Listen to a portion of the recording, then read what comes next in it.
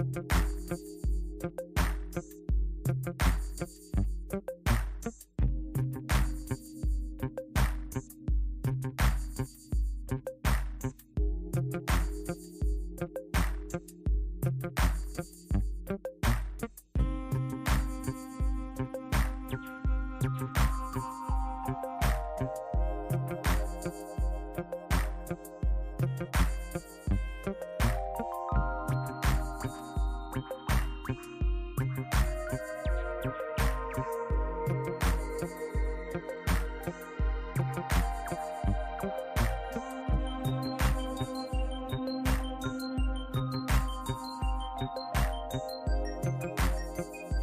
the Titans, the division is ours. I don't care what Houston did yesterday. They're going to go get their Letterman jackets again. The Indianapolis Colts are 2-6 against the Titans since Pat McAfee came up here and did his wrestling announcement. And the Jacksonville Jaguars, they haven't had back-to-back winning seasons since I was a senior in high school. Everybody catches.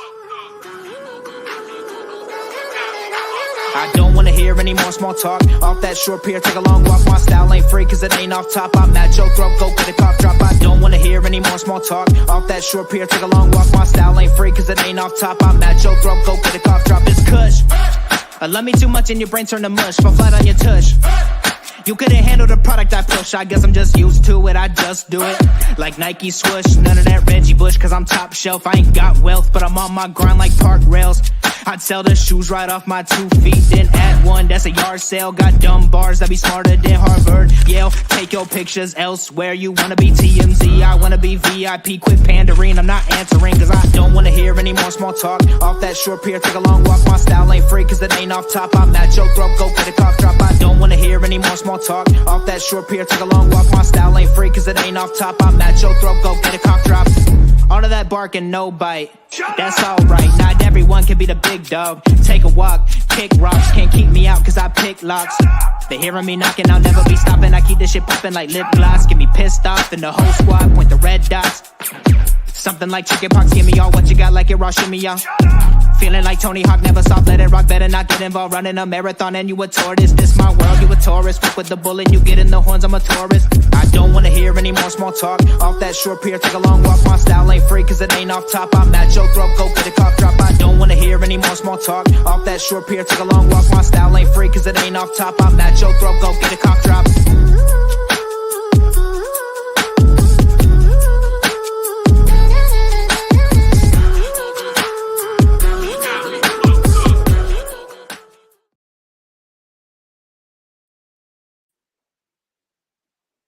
Hey everyone, and welcome to another edition of the Titans Fan Battle podcast.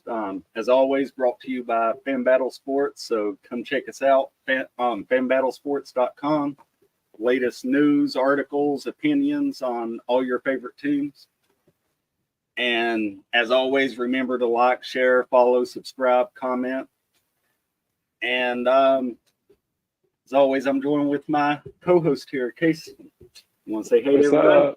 What's up, guys? How you doing? It's good to be here. It's awesome to be able to be a part. I didn't think I was going to make it today because I'm having internet issues, but Michael reminded me that I have a cell phone. And I didn't really think that you could do this up here so well. So I think it looks good and sounds good, hopefully. Yeah, you're coming through clear. And so if he disappears at some point, then that's what happened. His internet's been a little shaky today. So yeah. And speaking of comments, one of the first comments we got last week was we might have to take Henry off the intro video. It looks like we can leave him on there at least through the end of the season. So, but we called it, right? We called it. Yep. We said if we get the win. Yep. But even though Henry's still in Nashville, there's still a good bit of movement, changes, news happening in the NFL. Trade deadline just passed us a couple days ago. So there's plenty to talk about with people outside of the organization moving around. So you want to start us off with some NFL news? Yeah, so I think one of the moves that was a big move, a shocker, but but one you could kind of see coming to me was Chase Young being traded. That's once they traded the other player, it's like, uh-oh, that's a big move. And then when I seen Chase Young's name pop up, I said, the Redskins are tanking. They're tanking. And I have a few friends, living in northeastern North Carolina. We have a lot of Redskin fans here. Yep. And I've told them, the season's over for y'all. And they don't want to believe it. But it's hard for me to believe that the Redskins are trading their best defensive players, and yet they still feel like they have hope for the season. That's kind of a tough one for me. It's not like they're going to go out there and try to lose, but if they go out there and lose, it's oh well right now. Yeah, and both of those trades was kind of surprising to me because same thing here. My best friends, Redskin. Well, both of my best friends are Redskin fans, and so I keep up with them pretty regular as well, just because of that. And they have the sixth most sacks in the NFL, and Young and Sweat had 50% of those sacks. Yep. So when you have that kind of a pass rush, why would you just blow it all up? Because that's the one thing that they was doing right was their pass rush. Yeah, I mean that would be like if we would have lost last week and traded Henry and Simmons. What do you think? We're done. And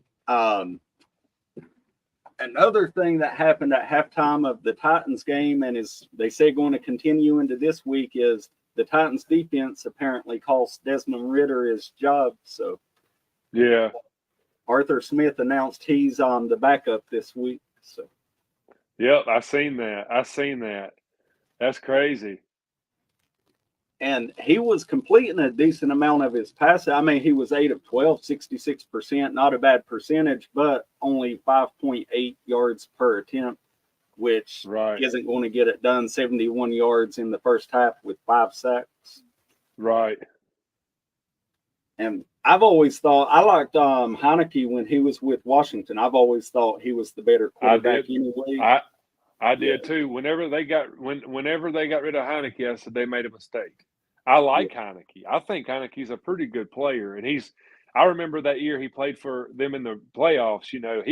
He played his heart out, man. Oh yeah, that kid gave it his all. He almost took the Bucs out. They were up against Tom Brady's Buccaneers that year. He actually should have won that game. Yeah.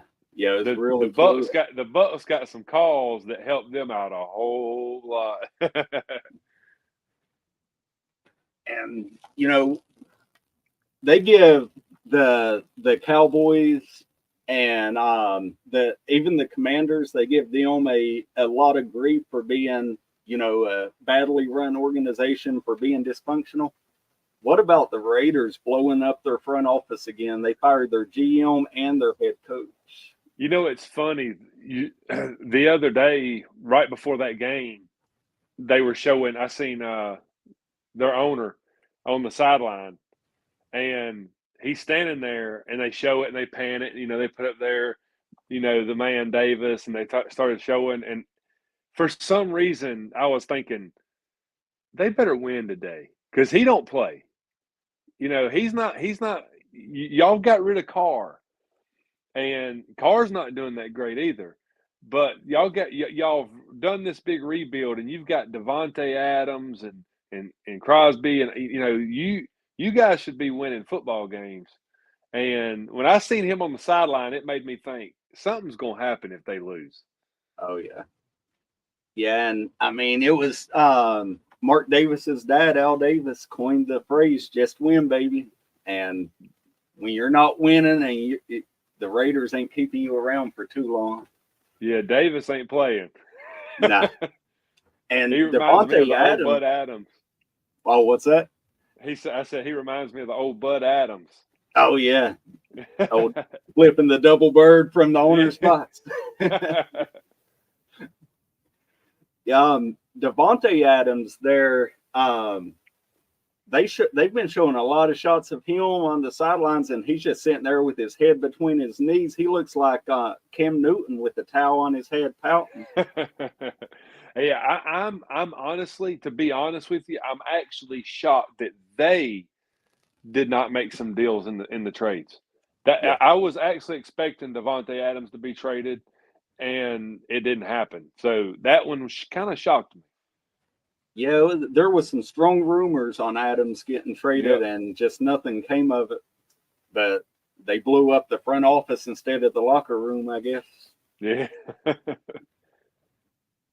So what about well, of course there's a game to watch tonight, but what about on Sunday? You have your eyes on any games? Jaguars. They're on their bye this week. That's right. That's right. They're on next their bye. week. I'm The always 49ers. watching. I can't lie. That's the game next week. The Jaguars Yeah, and 49ers. that's a big That's one. the game this week. I don't know. It's hard to say. I've been watching the Jaguars a lot. I'm not gonna lie. I'm Oh paying yeah, attention to them because I have to got to. admit I was one of the ones that thought, okay, they're just hype. They had this run last year. The Titans were down. We were injured. I mean, come on, man. They're not that good. And here they are, one of the top teams in the NFL right now. So as a Titans fan, I have to give them props, and I have to admit I'm watching them. I'm watching them real close. And this game against San Francisco, this is going to tell the tale. Oh yeah, that's a This big is their one. test. Yeah, because if the Titans win tonight and they lose that game, then when we go to Jacksonville in a couple weeks, that will be for first place in the division.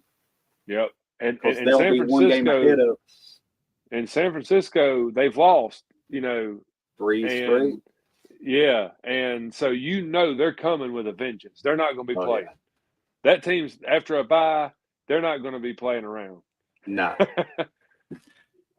I think the NFL schedule makers done us a little bit of a favor this week because all 4 of the AFC South teams are normally airing at 1 p.m. Eastern time every Sunday. Like we're all 1 p.m. teams. Well, this week they got the Titans on tonight. They have the Texans on at 1 p.m. and they have the Colts on at 4 p.m. So we don't have to go out of our way to look at highlights and to find. We can watch all 3 games live. We can watch them. Yeah. Yeah. That's going to be good. Yeah, it's been a while since we've been able to watch every AFC South game live as it happens. In 1 week. Yeah. And so let's go ahead and talk about, is it Mayo time in Nashville? I mean, that game on Sunday. Yeah. It was looking pretty good. I'm not gonna lie. I was kind of shocked, but I guess I understand. But I was kind of shocked that Vrabel pretty much all week has been like, he's going to start as long as Tannehill's not healthy. Yep. And I know Vrabel is trying to show confidence in Tannehill still because he always has, and I like that in him. But I think it's time. If he wins tonight, if we win this football game tonight, it is time for Vrabel to say he's our man. He's our man. And Vrabel's that narrative shuddered a little bit on Monday when during the coach's press conference on Monday, he said that there's a possibility that Levis could start even if Tannehill is healthy. And I think that possibility is this game tonight. If he wins in Pittsburgh, then I think that Vrabel's going to come out and say he's their starter going forward. Yeah, I think you're right. I think that's what Vrabel's doing is Vrabel's saying, hey, look, you've done good in 1 game. Yep. I mean, let's face it, Mariota did the same thing.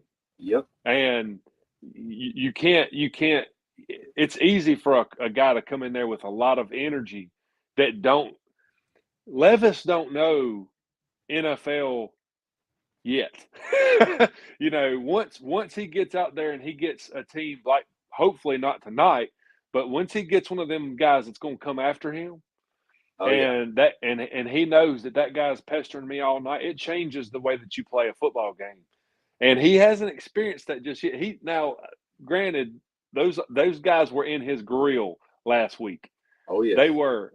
So yeah, I'm with you, Michael. I think if he wins this game tonight, it's time. It's time for us to have a new franchise quarterback. So do you think he's for real that he's got the talent? He's going to be that franchise guy? I do. And what made me realize it was whenever you shared with me the hype from Jeffrey Simmons. Oh yeah, he And was excited. I didn't really realize it until I seen that. And when I seen Jeffrey Simmons on the sideline telling his teammates, this guy can play football. Oh yeah. This guy can play football. Jeffrey's not going to say that out of just one small performance. He's a team leader. He's not going to because you got this quarterback carousel. I mean, the fans booed Malik, and the team was not happy about that. None of them. And I agree. And as Titans fans, I can honestly say right now to all of us, we know Malik's not the guy. We know that. We don't have to, we don't have to press the issue no further. And we do wish him the best of luck, but we don't have to boo the guy. He's a Titan, man. He is a Titan. And we don't have to boo him. Yeah, and I think the rest of the league knows he's not the guy as well, because after that performance from Levis, if anybody in the league had confidence in him, we would have been able to trade Malik. Trade him. And nobody wanted him. I guarantee you that we were trying to trade him because we don't need 3 on the roster at this point. You're right. I guarantee you're right. I'm almost 100% sure that they put him on the block after that game. Yeah. Yep.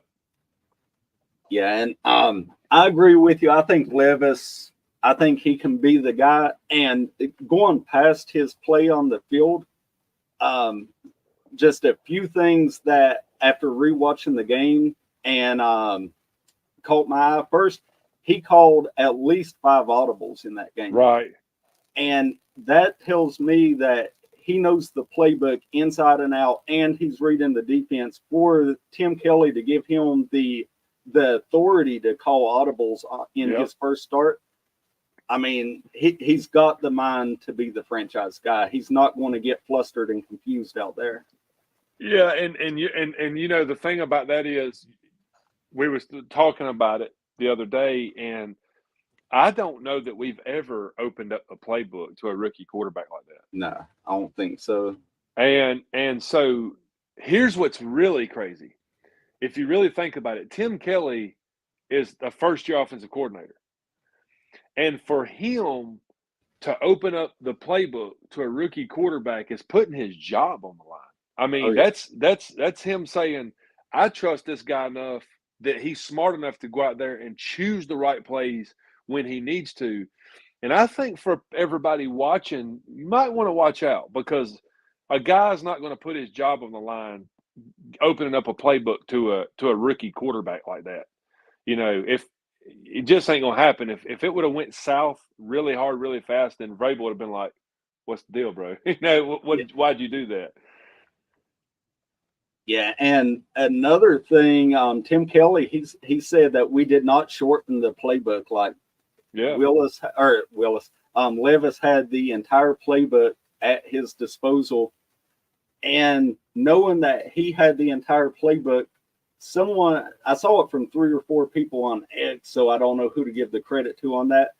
But it should have been so obvious, but I didn't realize it. He wasn't wearing a wristband. Like, it was all mental. He had the entire playbook in his head. I didn't. No cheat sheet.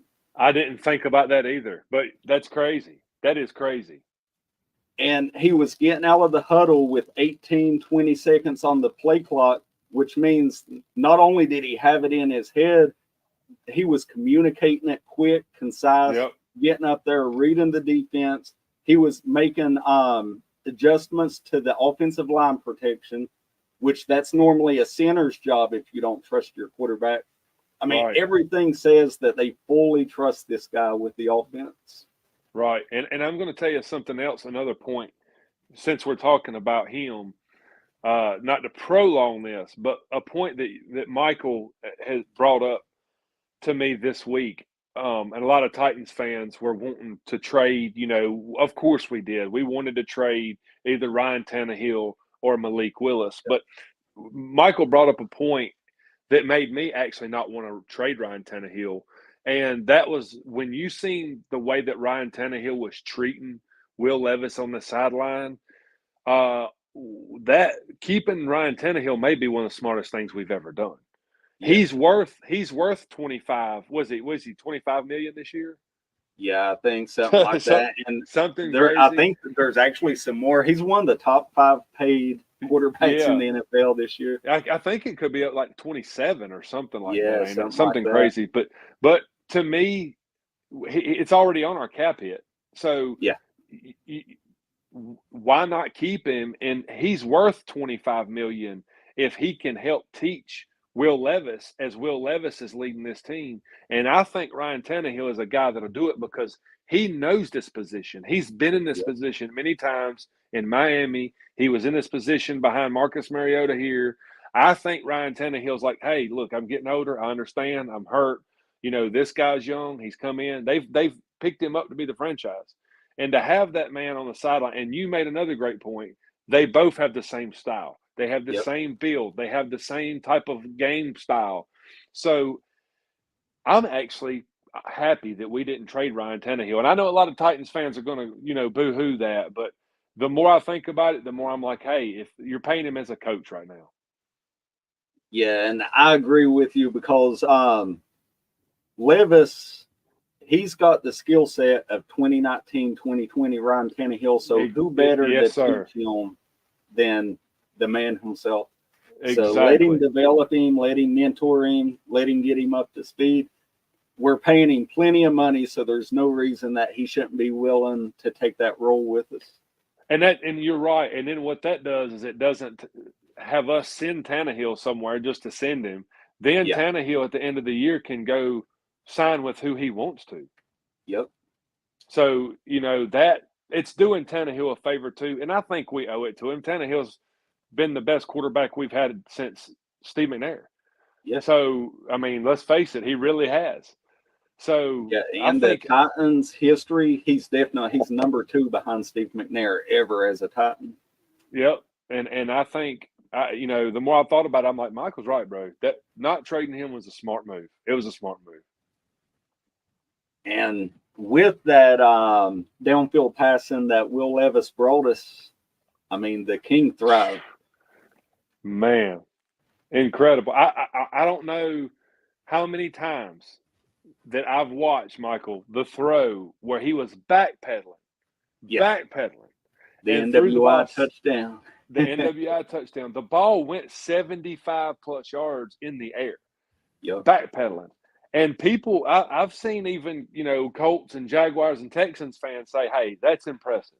That's impressive. He wasn't set. He was backpedaling, and it looked like he just flipped his wrist. I mean, that was an incredible throw, man. Yeah, and it was, I think on NFL Network, they brought out as far as yards traveled through the air with the football, he has 3 of the top 10 touchdowns this year in distance traveled through the air. And he's only had 1 game. He's got 3 of the top 10. And another thing too to watch out for is tonight's an away game. That was at home, and it's easy for him to come out hyped knowing he's got support of these fans. And if he can win that game, he can win them over. But who are you winning over in Pittsburgh? They don't like you there. They hate us. And hey, sorry to the Jags and to the Colts and to the Texans, but y'all don't play us like the Steelers do. Y'all don't play us like the Ravens do. It's just they hate us and we hate them. And I was seeing it was 1-15 is the record of rookie quarterbacks going against Mike Tomlin. And that includes 0-5 in night games for rookie quarterbacks going against Mike Tomlin. No rookie quarterback has won a night game against Mike Tomlin's Steelers. That's an interesting stat. Good one. And another interesting one, this will be the 36th night game that Mike Tomlin has ever coached. He has won 27 of the previous 35. So that's crazy. It's rare that he loses one of these games under the lights. When they turn those lights on, He comes to play. I know the Steelers are kind of struggling right now, but it's the Steelers, man. I mean, they go play football. They're not going to come out there and lay down for us. Yeah, so getting into the game tonight, some big injury news with Will Levis throwing all those deep touchdowns, 4 deep touchdowns. The all-star, superstar starting safety, Minka Fitzpatrick, out. It's not going to be back there to protect it. Yep. So that's could good for huge. Levis. Yep. This is if Levis can go into this game in Pittsburgh and do some of what he did last week, I think the whole nation is going to be on notice. I think they're going to be like, who is this guy? Yep. Who is this guy? Yeah, and you touched on it with him, doing that last week at home. Also, we was coming off of a bye. He had 7 practices to prepare for that game. He only has 2 tonight. They rested on Monday. They practiced Tuesday, Wednesday. So 2 practices, no walkthroughs is what he's coming into tonight. I remember back the Freeney and Mathis days, and how quarterbacks used to say, there's no amount of preparation to prepare for people like that. Yeah. Those dudes were wrecking people. And we have one like that tonight, TJ Watt. Yep. And I don't care how much he prepares. You can't when TJ Watt is fired up, there's nobody that can block him in the NFL. I'm sorry. I mean, they just can't. He's that good. And tonight, if we have a line that is up and down, there's some plays they block incredibly well, and some plays it's like they let them have a free reign in the backfield. And, just like in the game last week, I watched, a few times where Henry, as soon as he touched the ball, I mean, he's getting hit behind the line because our offensive linemen are being pushed back and they're grabbing him over him, grabbing Henry over him. And, I worry a little bit about TJ Watt tonight. I'm not going to lie. And Cam Hayward, he's coming back. He's back tonight. Now he's probably going to be on a snap count. He's not going to be out there every play, but he's going to be out there in the plays that count as far as their game plan's concerned. Yeah. And those are the kind of guys that when they go into a football game, I mean, they know, and they've been here. They know this is prime time. This is Thursday night football. And when TJ Watt knows that, when Hayward and Porter Jr. and people like that know that it's a primetime game, they're going to play. And these are the types of guys that can cause a guy like Levis to be shaky for his next game. Yep. If they get to him this game, it can cause him to be shaky next week because he's going to be looking for TJ Watt and he ain't even going to be playing him. And speaking of that pass rush and those outstanding pass rushers that the Steelers do have, their right tackle, he's out tonight with a concussion.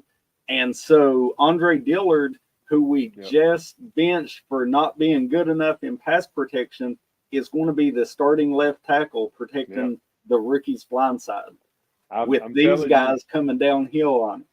I'm telling you, you made a comment today with him and our best blocker, our left guard, being on that left side. All they've got to do is line TJ up on that side, and it's going to hinder Henry from running that side. Yep. And I don't know, man. It's kind of scary, and then TJ Watt, if it's not a run, then he's coming. He's coming. So it's going to be interesting. But hey, Will Levis might be a different breed, man. I mean, he might be able to stand there and take the hit and get the ball out. Last week, he really shocked me when I really watched him closely. He could see defenders coming, and he would still wait until time to throw the ball. And he would throw it at the last minute, but many times at the right time. And so – oh, I'm sorry. What did you say? No. I was just going to say, and if he can do that tonight, he may rip the Steelers. Oh, yeah. Yeah, I was going to say what helped him wait till that and I noted that on the Monday night AFC South Fan Battle podcast, that he was waiting until literally a fraction of a second before he got hit And the reason he's able to do that is he has such a lightning fast release. Like you said, he's not slinging his arm. It's just a flick of the wrist. It's going 70 yards downfield. Yeah, if we can get just a little bit of pass protection tonight, oh yeah, I think Will Levis is going to put the world on notice. Yeah, I do. I'm not kidding. And you've got a third-year safety that's barely played, stepping in for Fitzpatrick, and you've got Hopkins coming downhill on him, coming off of a 3-touchdown game. It could be a big night if we can get enough pass protection to let Hopkins get on that safety. It could be a huge night for Levis. Yep. And getting into the game of it, you got any offensive keys to the game? Like, what's the Titans need to do to get this offense to keep it humming? Well, first and foremost, you got to give Henry over 20 carries. We know that. I mean, we know that, and we've got to have that happen. But I'm going to tell you what I personally think you may see happen tonight. I think tonight you may see Spears show out a little bit. And the reason I say that is because in the screen game on TJ Watt's side, if we can get on the backside of him, of that heavy, when he's rushing real hard, if we can get a few screen passes on the backside of that, I think Spears might show out a little bit tonight. Yeah, and I have Spears as my key to the game as well, but in a slightly different way. So with Henry coming off of a 20-carry performance for over 100 yards and a big win for the Titans, when Henry comes off the field, teams are already thinking pass. That's true. They're thinking we're going to pin our ears back, we're going to pass. You put Spears and Levis back there in the shotgun, and that shotgun, you're reinforcing pass, and then you put Spears on a draw play, and that line's in that pass rush, and let him gash him for 18, 20 yards a couple times. Yeah. And that's going to slow that pass rush down and give you a chance to really let routes develop downfield. Yeah, you're right, and that's you're exactly right. That's very possible tonight, especially with that pass rush coming around the edge. And another thing too, you made a point today about Burks. You know, tonight could be the night that we hear Burks' name called more. Yep. It really could be. Yeah, with a safety out, I'm sure that they're going to shade protection over the Hopkins side just because he had such a big week last week, and that's going to leave Burks man-to-man. And he hasn't had a great year so far. He's still a big-bodied receiver. He has a good route tree. He's a good route runner. He can still make the catches. And now he's got a quarterback that's willing to let it rip and just give him a real chance, because Tannehill, he was holding the ball way too long. He was too passive and tentative with the ball this year. Right. So flipping to the other side of the ball, what's your defensive keys for? I mean, the Steelers don't have the most outstanding offense in the NFL anyway, but yeah, and that's what scares me, because it's normally, as a Titans fan, I know it's normally the teams like that come out there and rip us. I mean, they do for some reason. It's always been that way. We play to the competition. A team that's got the 30th best offense in the NFL can come out there and light it up, and then we go out and last year go to overtime with the Chiefs without passing the ball in the entire second half. Yep. So we always play to the competition. I think you might see, honestly, our secondary step up tonight. I think last week I seen a few good plays by Hooker. You know, I mean, Hooker played pretty well last week. And so I think you might see our secondary look a little bit different tonight. I think they might be pretty good. I don't know. You know, I miss Kevin Byard, but I don't know. I think something's going to be different without him out there. I don't know what, but I just feel like they know what's happening. What they have a plan. So maybe the scheme is changing a little bit back there to help them out. I don't know. We'll see tonight, but I think that secondary might surprise people. Where it's been weak, it may look strong tonight. Yeah, I agree. And McCreary, or starting slot cornerback, he actually got ruled out today. So we're going to see. I seen that a while ago. Yeah. So, new faces ain't always a bad thing. So you might find a diamond in the rough out there. Yep. They're all pros. And yep. Everybody is next man up. Everybody's waiting their opportunity. So that's exactly right. And this may be somebody wanting to know something for their fantasy football team tonight, but we got a question. Do you think that Hopkins is going to play tonight like he did on Sunday? I do. I think remember, we talked about this as a primetime game, and TJ Watt and Hayward and Porter and people like that know it. Yep. But so does Hopkins. Yep. And absolutely.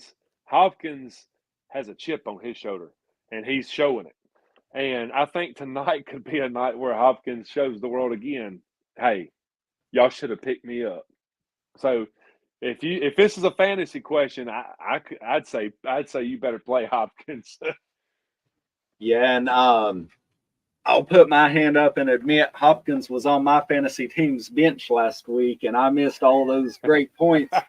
He's in the flex position this week. I ain't going to do it 2 weeks in a row. But, what about predictions? You got any? What's going to happen tonight? You gave us our offensive, defensive keys. Are they going to execute those?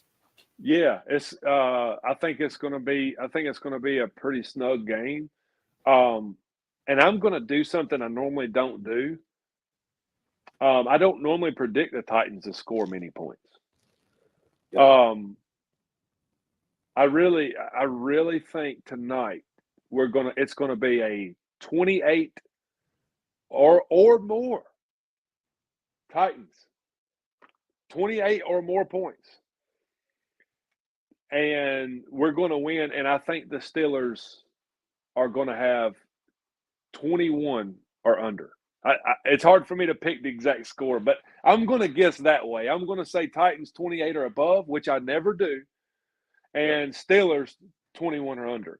So that's what I'm going to do. I'm going to go that route this time. So Sunday, not even a week ago, that was our first time scoring 28 in almost 2 calendar years. And it's been, I think, 101 weeks or something like that since we scored 30. So if we go over 28 and hit 30, I mean, you can't sit Will Levis down after that. But on Monday night's podcast, the AFC South Fan Battle podcast, I said 24-17 with the Titans victory. That was my prediction. But since then, Fitzpatrick was ruled out. And just rewatching the game, I've rewatched it twice now, and just such a beautiful deep ball by Levis the whole game. And Tim Kelly's willingness to let him rip it, just play after play, going 20-plus yards downfield. I think that he might eat Elijah Riley alive, which is the safety that's stepping in for Fitzpatrick. Yes, sir. I'm going to predict, like you, another big game for Hopkins. May not be 120 yards and 3 touchdowns, but it'll still be a big game for Hopkins. And I'm going to up my prediction 27-13. Titans. Nice. I like that. 27-15. That's a good one. Like I said, I normally don't go that high for us, but what is he saying here? See, Henry and Levis making a talented Titans treat in the playoffs. And Juan, if you watched us on Monday night, everyone thought I was crazy when I said 20 days from Monday night that the Titans would be in first place in the AFC South. We win tonight. We beat the Bucks next week, and the 49ers beat the Jags, and the Titans at Jags is going to be for first place in the AFC South. So it's less than 20 days now, 17 days till the Titans take their seat back at first place in the South. So. And that's why the game that I'm watching isn't this week. It's next week. Oh, yeah. I can't That's wait. the reason. That's going to be a big one. Yep. But before we get out of here, you want to let everyone know where to find you at? Yeah, man. Just you see it on the screen, Lil Pickle 252. You can just type that in YouTube. I have a YouTube channel that's been growing, and I do a bunch of stuff on there. I do product reviews, and I make beats and just do silly videos and stuff, just to have fun. But anyways, if you guys want to follow me up there, subscribe, like, share, whatever, hit me up, and I would really appreciate it. All right, and as always, I'm at Titans W Order on X. Then you can find the Titans Fan Battle podcast on Facebook, on X, on YouTube. Just search us out, subscribe, like, follow, and also the Fan Battle podcast. Just make sure that you like, follow, subscribe, everything there. I know they got a jersey giveaway coming up, and fanbattlesports.com. Check us out there for all the blog posts and articles, and we'll catch y'all next week. And next Thursday, we'll be back to the regular time, 8 p.m. So we just done this to get ahead of the game this week. Yep. Yeah, so I had to give a shout out to mine, but just like Michael said, I appreciate these guys, man. This fan broadcast here is really cool, and it's great to be able to be a part of it. And Michael, I appreciate you, man, for always digging in the stats and helping us out, man. It's great. Yeah, we've been having a lot of fun with it, and we, as always, just want to remind everybody to stay Mayo. Right before I got on here, in fact, I was on Amazon, and I noticed Hellman's mayonnaise, if you buy a 12-pack case of it, 10% off right now. So we don't want y'all to miss out on that deal. Oh, that's great. I love it. What a plug. Hey, if we win the AFC South, we got to make those other guys, they need to take a bite of mayo. They have to do it. It needs to be a bet. They just need to eat one spoonful of mayo or put it in their coffee, and we'll settle. We won't rub it in. Oh, yeah. Especially after all the trash they've been talking with us starting 2-4, and now we're about to take it back over. So we're about to take it in less than 20 days, just like you predicted, bro. Absolutely. So, hey, let's go get this win tonight, man. Yep, let's go get it. Everybody enjoy the game. We'll catch y'all next week. All right, man. See you guys.